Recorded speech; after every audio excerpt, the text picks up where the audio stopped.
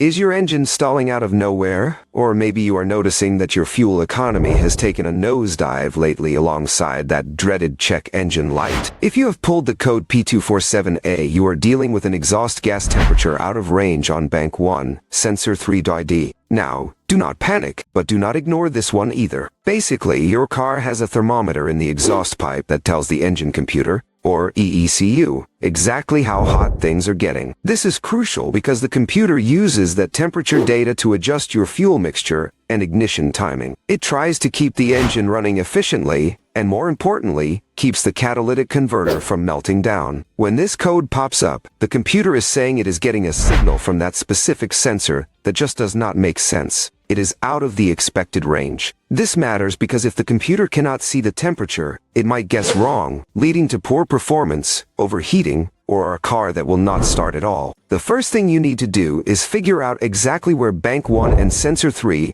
are on your specific model, as this varies by manufacturer. Once you find it, do not just rush to buy a new part. We want to be smart about this. Look at the wiring first. These sensors live in a very hot, harsh environment under the car. It is very common to find wires that have rubbed against something and shorted out, or connectors that are corroded. If the wiring looks good, you might have an exhaust leak right near the sensor, which throws off the reading by letting fresh air in. Also, pull the sensor out and look at it. If it is caked in carbon and soot, it cannot read the heat properly. Sometimes a good cleaning is all it takes. If you have a multimeter, you can check the resistance of the sensor. As you heat the tip with a heat gun, the resistance should change smoothly. If the numbers jump around or stay flat, then you know for sure the sensor is toast. Just remember, do not confuse this with an oxygen sensor. They look similar but do very different jobs. Take your time, check the basics, and you can likely fix this without a trip to the dealership.